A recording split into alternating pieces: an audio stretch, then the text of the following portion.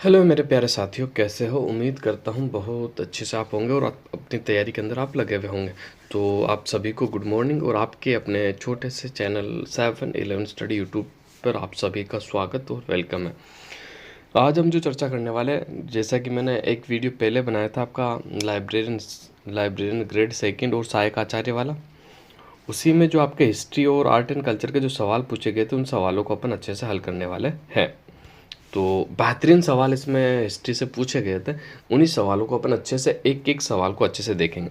तो पहला सवाल है 78 से स्टार्ट है, 100 तक होंगे। लगभग आपके 22 क्वेश्चन है, 22-23। तो मैं आपको 22-23 क्वेश्चन बताने वाला हूँ।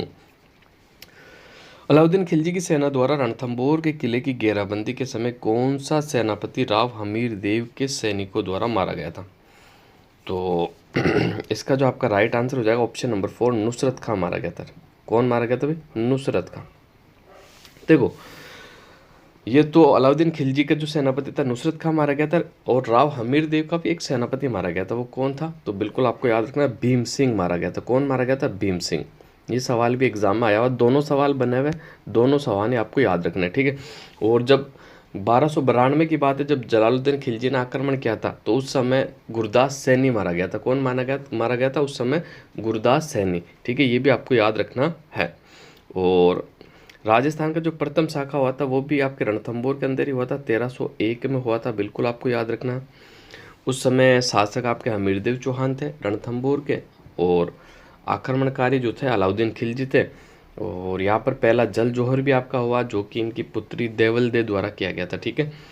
और जोहर इनकी पत्नी रंग देवी ने किया था। किसने किया था भाई? रंग देवी के द्वारा किया गया था। अब बढ़ते हैं दूसरा क्वेश्चन। कच्छावा वंश के निम्नलिखित शासकों को कालानुक्रम पहले से बाद तक व्यवस्थित करना भी, ठीक है। तो करते हैं पहले से बाद तक व्यवस्थित। तो देखो, सवाई जयसिंह तृतीय, सवाई जगत सिंह, सवाई माधो सिंह द्वितीय, सवाई राम सिंह द्वितीय। तो 79 का जो आपका राइट आंसर हो जाएगा, सबसे पहले आए थे सवाई जगत सिंह, ऑप्शन नंबर 2 आपका बिल्कुल राइट आंसर हो जाएगा। उसके बाद आए थे सवाई जयसिंह तृतीय, ठीक है। फिर उसके बाद बात करूँ तो सवाई राम सिंह तृतीय 1835 से 80। फिर सवाई माधो सिंह तृतीय, कौन आए थे? सवाई माधो सिंह तृतीय, ठीक है। बिल्कुल आपको याद रखना। तो इसका जो राइट आंसर हो जाएगा आपका बिल्कुल ऑप्शन नंबर 4 होगा। अब देखो, आप जो भी साथ ही इस वीडियो को देख रहे हैं, इनका जो रूलिंग पीरियड है ना, मुझे कमेंट करके बताना। मैं बता सकता हूँ, लेकिन आप मुझे कमेंट करके बताना, क्योंकि ये सवाल बड़े ही टफ पूछे जाते हैं। ऐसे सवाल अगर एग्जाम्स में आ जाते हैं ना, तो बहुत कम बच्चे ही कर पाते हैं, क्योंकि इनका रूलिंग पीरियड याद ही नहीं होता, वो कैसे सेट करेंगे। इसलिए इनका रूलिंग पीरियड भी आप कभी कभी देखा करो। जब हिस्ट्री आप पढ़ते हो ना, तो उनका रूलिंग पीरियड यानी कार्यकाल जो है इनका रहा है कब से कब तक, वो अच्छे से देखा करो। अब बढ़ते हैं अगले क्वेश्चन की तरफ। अगला क्वेश्चन देख लेते हैं। अकबर ने प्रताप से समझौते के प्रयास में 4 शिष्टमंडल भेजे। निम्न में से शिष्टमंडल का नेतृत्व तो नहीं किया, किसने नहीं किया था वो आपको बताना है। तो देख लेते अपन। देखो, ये तो बहुत ही आसान क्वेश्चन है, जो हर बार मैं आपको बताता ही हूँ। टोडरमल ने भी किया था, जलाल खान ने भी किया था, भगवान दास ने किया था, अबुल फैजल ने नहीं किया था। एक छोटी सी ट्रिक है जो मैं आपको पहले भी कई बार बता चुका हूँ, जो कि आपको याद रखनी है। अगर ये ट्रिक आप याद रखते हो ना, तो आपका 1 नंबर या 2 नंबर जितने का भी सवाल है, ये पूरे मार्क्स आपको मिल जाएंगे। जम्मा भट्टो, क्या नाम है भाई? छोटी सी ट्रिक है, जम्मा भट्टो, जलाल खान, मान सिंह, भगवंत दास और टोडरमल। अगर ये ट्रिक आपको याद होती थी, ये सवाल भी आपका बिल्कुल सही होता है ना। तो ज़्यादा हार्ड नहीं है, वैसे मुझे पता है कुछ बच्चों को याद भी होगा आसानी से। तो अच्छा सवाल था आपका। तो ये 4 शिष्टमंडल भेजे गए थे, इसमें से राइट आंसर हो जाएगा अबुल फजल को नहीं भेजा गया था, ठीक है। अगला क्वेश्चन देखते हैं। क्वेश्चन नंबर 81 आपके सामने है। ख्वाजा मोइनुद्दीन चिश्ती की दरगाह में बुलंद दरवाजे का निर्माण किसने करवाया था? अकबर, गयासुद्दीन खिलजी, सुल्तान महमूद खिलजी और शाहजहाँ। तो इसका जो राइट आंसर हो जाएगा भाई, ख्वाजा मोइनुद्दीन चिश्ती की जो दरगाह है, उसके जो बुलंद दरवाजे का जो निर्माण करवाया था वो सुल्तान महमूद खिलजी ने करवाया था। किसने करवाया था भाई? सुल्तान महमूद खिलजी के द्वारा करवाया गया था। बिल्कुल आपको याद रखना। जबकि देखो, अगर आप दरगाह के अंदर जाते हो तो 2 देग, एक तो बड़ी देग, एक छोटी देग है। बड़ी देग का जो किसने दिया था? बड़ी देग का जो निर्माण करवाया था मुगल बादशाह अकबर ने करवाया था। किसने करवाया था? मुगल बादशाह अकबर ने। जबकि छोटी जो देग उसका निर्माण जो करवाया था वो जहांगीर के द्वारा करवाया था। किसके द्वारा? जहांगीर के द्वारा करवाया गया था। ये सवाल भी एग्जाम्स में पूछा गया, तो आपको बिल्कुल याद रखना। और ख्वाजा मोइनुद्दीन चिश्ती की जो दरगाह पड़ती है वो अजमेर में पड़ती है। कहाँ पड़ती है भाई? अजमेर में पड़ती है। अगला क्वेश्चन देखते हैं। अच्छा क्वेश्चन है, 82वां क्वेश्चन है, बहुत शानदार क्वेश्चन है। बागोर के बारे में निम्नलिखित कथनों को पढ़िए। बागोर से लघु पाषाण उपकरण पुरातत्व सामग्री प्राप्त हुई है। ठीक है। दूसरा, डॉक्टर एल.एस. लेस्नी और पूना विश्वविद्यालय के सहयोग से यह उत्खनन कार्य संपादित किया गया है। तो 82 का जो राइट आंसर हो जाएगा वो कौन सा होगा? देखो मैं आपको बताता हूँ। पहला तो इससे सही है कि यहाँ पर लघु पाषाण उपकरण मिला है, बिल्कुल सही है बागोर से। दूसरा, डॉक्टर एल.एस. लेस्नी एवं पूना विश्वविद्यालय के सहयोग से यह उत्खनन किया गया, ये भी सही है। यानी दोनों ही कथन आपके बिल्कुल सही है। ठीक है, क्लियर है। अब देखो, वर्तमान में बागोर सभ्यता कौन से जिले में स्थित है? मुझे कमेंट करके ज़रूर बताना। ठीक है, पहले बागोर कहाँ थी? पहले बागोर थी भीलवाड़ा में। ठीक है, अब वर्तमान में भी भीलवाड़ा में है या अन्य किसी जिले के अंदर शामिल होगी? नए जिले का जो गठन हुआ था उनमें चली गई है। तो ये कमेंट करके आपको मुझे बताना है। और देखो, ये जो बागोर सभ्यता ने या प्राचीनतम पशुपालन के साक्ष्य भी मिले हैं। यही सवाल आपके यूपीएससी में भी पूछा गया था, आरएस में भी पूछा गया और राजस्थान के कई एग्जाम्स में पूछा जा चुका है। अगला क्वेश्चन देखते हैं। बहुत अच्छा सवाल है, बहुत ज़्यादा कन्फ्यूजन पैदा करता है। इसी सवाल को अपन देखने वाले हैं।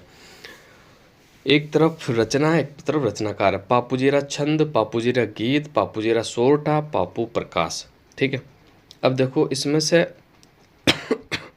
अगर अपन सही आंसर की बात कर ले तो पापू प्रकाश जो है ये तो सभी को पता है कि आसिया मोड़ जी ने लिखा है ये तो। ठीक है, और इसके बिहेव यानी इसके अनुसार आप उत्तर भी नहीं दे सकते, क्योंकि डी में सभी का 1-1 दिया हुआ, उत्तर कैसे करोगे आप? ठीक है, अगर एक याद होने से आपका उत्तर सही नहीं हो सकता। क्लियर है? यानी पापू प्रकाश आसिया मोड़ जी के द्वारा लिखा गया, सभी को पता होगा, लेकिन इसके अनुसार उत्तर भी सही नहीं हो सकता। अब आगे आपको याद होना चाहिए, पापू जी के छंद, पापू जी के गीत और पापू जी के सोरठे किसके द्वारा लिखे गए? ठीक है, तो 83 का देखो, तो मैं बताता हूँ। पापू जी के जो छंद है वो किसके द्वारा लिखा गया? पापू जी के छंद रामनाथ के द्वारा लिखे गए। पापू जी के गीत महाचारण के द्वारा लिखे गए। ठीक है, और पापू जी के सोरठे बांकेदास के द्वारा लिखे गए। किसके द्वारा? बांकेदास के द्वारा। इसका जो राइट आंसर आपका हो जाएगा 83 का, वो ऑप्शन नंबर 4 बिल्कुल राइट आंसर हो जाएगा। वापस से एक बार बताता हूँ। पापू जी के छंद रामनाथ के द्वारा लिखे गए। किसके द्वारा? रामनाथ के द्वारा। पापू जी रे गीत महाचारण के द्वारा लिखा गया। पापू जी रे सोरठे बांकेदास के द्वारा लिखे गए। पापू प्रकाश आसिया मोड़ जी के द्वारा लिखा गया। बहुत अच्छा क्वेश्चन है, कन्फ्यूजन बहुत ज़्यादा होता है। अच्छे से नोट्स लिख के याद करना भूलने नहीं चाहिए आप मुझे, अच्छे से आपको याद होना चाहिए। ये वापस से रिपीट होगा, इसमें से आप 2-3 अच्छे से याद कर लेना। ये हो सकता है सिंगल भी पूछ लिया जाए, इसलिए चारों को एक बार अच्छे से देख लेना। क्वेश्चन नंबर 84, निम्न में से दादू पंथ की शाखा नहीं है? थांबा, नागा, विरक्त, खालसा। तो थांबा नहीं है भाई। ठीक है, ऑप्शन नंबर 1 आपका बिल्कुल राइट आंसर हो जाएगा। एक तो नागा है, खालसा है और विरक्त है। एक आपकी खाक की हो जाएगी। ठीक है, एक आपकी निहंग हो जाएगी, निहंग। और एक जो उत्तर भारत में चले गए तो उत्तरादय। संत दादू दयाल की कुल 6 शाखाएं, राजस्थान में पूछा जाएगा तो केवल 5 शाखाएं, क्योंकि एक शाखा है उत्तर भारत के अंदर चली गई थी, उत्तरादय। तो राजस्थान में जो शाखा है, एक तो नागा, खालसा, विरक्त, खाकी और निहंग, ये 5 शाखाएं हैं, बिल्कुल आपको याद रखना है। क्लियर है? आगे बढ़ते हैं, अगला क्वेश्चन देखते हैं। 1857 ईस्वी में राजपुताना में 6 ब्रिटिश छावनियों में से कौन सी सबसे शक्तिशाली छावनी थी? बड़ा अच्छा सवाल है। अब देखो, 6 सैनिक छावनियाँ थी। एक तो आपकी नसीराबाद हो गई। ठीक है, एक तो आपकी नसीराबाद, एक आपकी एरिनपुरा, एक आपकी खेरवाड़ा, एक आपकी नीमच। ठीक है, अब बच गई 2। कौन कौन सी थी? ठीक है, एक तो आपकी ब्यावर, दूसरी आपकी देवली। ठीक है, ब्यावर और देवली, ये 6 सैनिक छावनियाँ थी।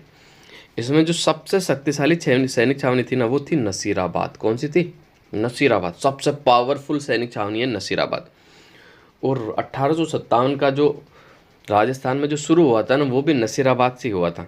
कब? तिथि याद रखना, 28 मई 1857। बिल्कुल ये तिथि इम्पोर्टेंट है, कई बार एग्जाम्स में पूछी गई है। वैसे उम्मीद करता हूँ आप सभी को अच्छे से याद भी होगी, क्योंकि बहुत ज़्यादा हाईलाइट है ये तिथि, इसलिए इसको तो याद रखना ही होगा आपको।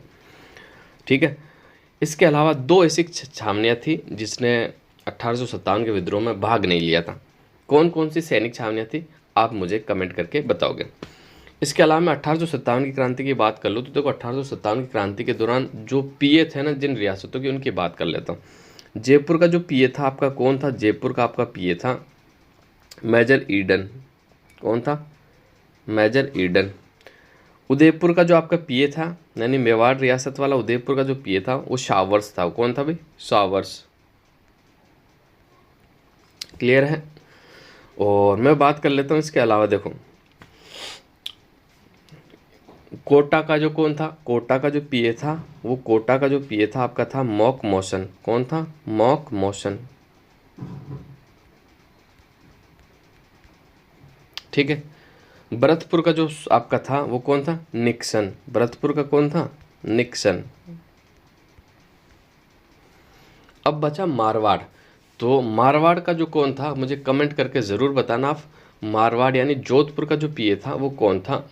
ठीक है, कमेंट करके ज़रूर बताएं। अब बढ़ते हैं अगले क्वेश्चन की तरफ। अगला क्वेश्चन देख लेते हैं। 1897 ईस्वी में बिजोलिया के किसानों ने जो गिरधरपुर गांव में एकत्रित हुए थे, निम्न में से किन्हें महाराणा से मिलने के लिए उदयपुर भेजा गया था? तो 86 का देखो राइट आंसर कौन सा हो जाएगा? हीरालाल तेज सिंह, नानजी पटेल, ठाकरे पटेल, सीताराम दास, हीरालाल, ब्रह्मदेव, फतेह करण चारण। इसका जो राइट आंसर हो जाएगा ऑप्शन नंबर 2, नानजी पटेल और ठाकरे पटेल। ऑप्शन नंबर 2 आज आपका बिल्कुल राइट आंसर हो जाएगा। देखो बिजोलिया किसान आंदोलन जो हुआ था 1897 से लेकर 1841 तक हुआ था। ये पूरे भारतवर्ष का सबसे लंबी अवधि तक चलने वाला आंदोलन। कितने साल चला था? तो 44 वर्ष। बिल्कुल आपको कितने वर्ष चला था? 44 वर्ष चला था। बिल्कुल आपको याद रखना है। अब बढ़ते हैं आगे। 1516 में मीरा का विवाह डैश से हुआ था? तो मीरा का जो विवाह हुआ था वीरमदेव से, विक्रमादित्य से, भोजराज से, रतन सिंह से। इसका जो राइट आंसर हो जाएगा ऑप्शन नंबर 3, भोजराज से हुआ था। ठीक है। देखो मीरा के जन्म की बात कर लेता हूँ। मीरा का जन्म 1498 में हुआ था। कब हुआ था? 1498 में। मीरा की जो शादी हुई थी 1516 में हो गई थी। मीरा का सुहाग कितने समय के लिए रहा था? तो आपको याद रखना, क्योंकि 1523 में भोजराज की मृत्यु हो गई थी, तो 7 साल तक मीरा का सुहाग था। ठीक है। ये सवाल भी एग्जाम में बना हुआ, इसलिए मैं आपको बता रहा हूँ। अब देखो कमेंट करके मुझे आप बताना कि ये जो भोजराज हैं ये मेवाड़ के कौन से शासक के बेटे थे, है ना? पुत्र थे या बेटे थे? कौन से शासक के? ठीक है, जिनसे मीरा का विवाह हुआ था। ठीक है। तो अब बढ़ते हैं आगे।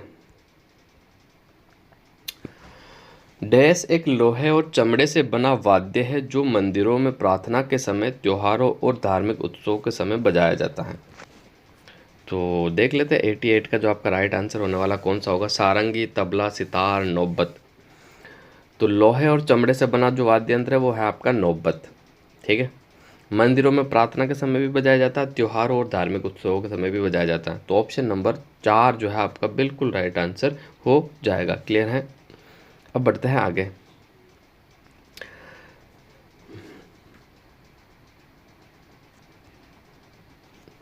बैसर भंवरकड़ी नामक आभूषण महिलाओं के द्वारा पहना जाता है। तो महिलाओं के नाक में पहना जाता है। कहाँ पहना जाता है? महिलाओं के नाक में।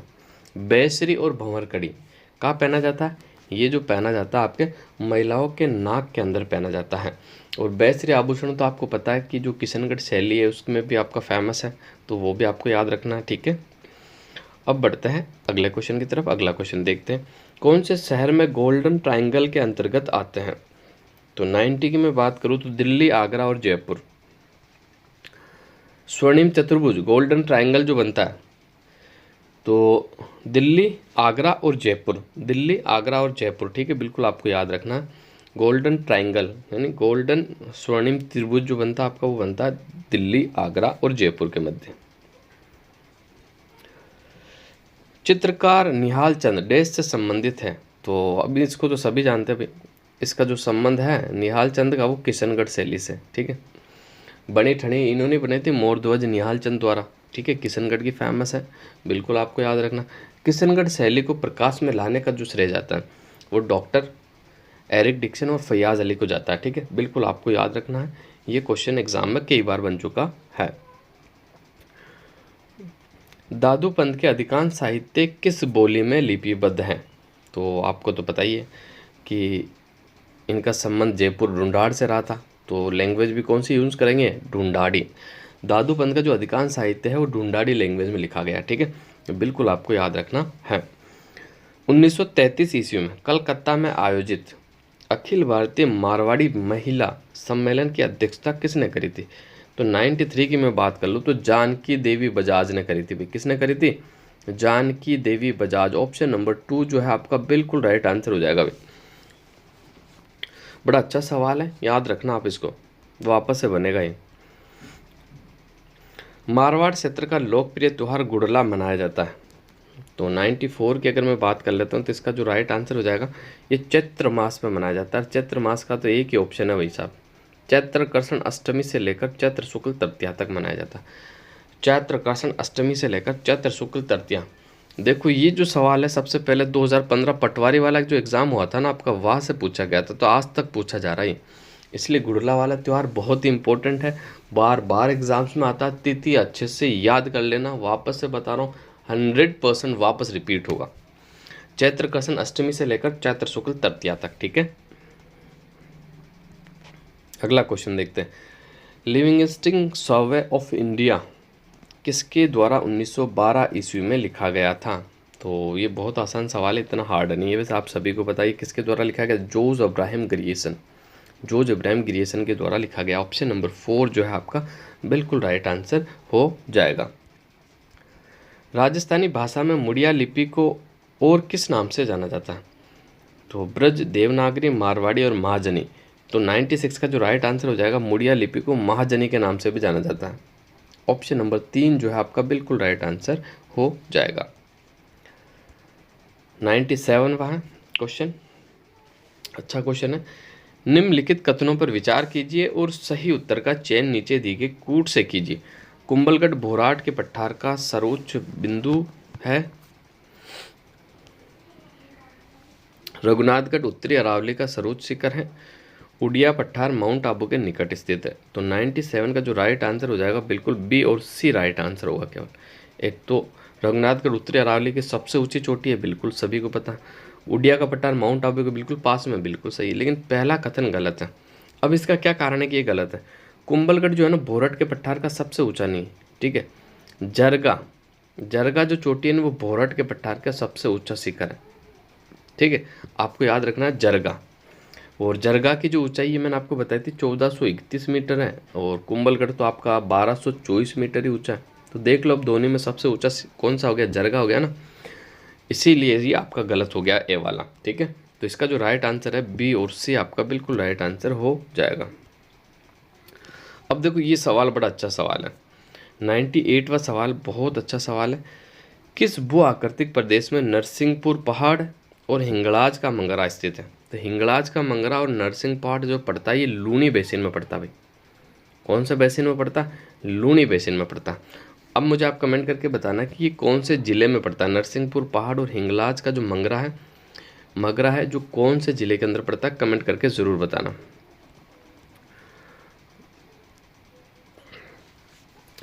हथमती, मेसवा, माजम सहायक नदियाँ हैं। तो ये कई बार एग्जाम्स में पूछा गया, अच्छा सवाल है। हथमती, मेसवा, जाजम, माजम, ठीक है। तो ये जो राइट आंसर है ना इसका 99 का बिल्कुल ऑप्शन नंबर 4, ये साबरमती नदी की सहायक नदियाँ हैं, ठीक है। साबरमती नदी आपके उदयपुर के कोटड़ा के तहसील से निकलती है, कोटड़ा की पहाड़ियों से, और फिर गुजरात की मुख्य नदी है, ठीक है, गुजरात के अंदर बहती है। अगला क्वेश्चन, अचलदास खींचीरे वचनिका नामक ग्रंथ के रचयिता कौन है? शिवदास गार्डन, कव्या कर्णिदान, दयालदास, बांकीदास, अनुत्तरित पर्सन। तो 100 का जो आपका राइट आंसर हो जाएगा बिल्कुल शिवदास गार्डन के द्वारा अचलदास खींचीरे वचनिका लिखी गई है, ठीक है, शिवदास गार्डन के द्वारा, ठीक है। बिल्कुल आपको याद रखना है, शिवदास गार्डन के द्वारा लिखी गई है। अब एक सवाल मैं आपको पूछता हूँ कि थार का मरुस्थल जो है आपका, इसका ऑल ओवर क्षेत्रफल कितना है? कमेंट करके मुझे ज़रूर बताना। बड़ा अच्छा सवाल है, एग्जाम्स में पूछा गया, वापस से रिपीट होगा। और एक सवाल और है आपका, ये दो सवाल आपको, एक तो मैंने पूछ लिया कि हाड़ौती का पठार का जो है निर्माण हुआ था वो कौन से काल के अंदर हुआ था, ठीक है। हाड़ौती के पठार का निर्माण कौन से काल में हुआ, और पूरे रेगिस्तान का क्षेत्रफल कितना है ये आपको बताना। पूरा रेगिस्तान जो पाकिस्तान और जो हिंदुस्तान दोनों में पड़ता है, उन दोनों की पूछ रहा हूँ मैं, ठीक है। भारत में भी आपका पड़ता है, केवल भारत का नहीं, टोटल एरिया कितना है ये आपको कमेंट करके बताना है। तो आज के लिए बस इतना ही, मिलते हैं अगली क्लास में। तो आप सभी साथियों को धन्यवाद।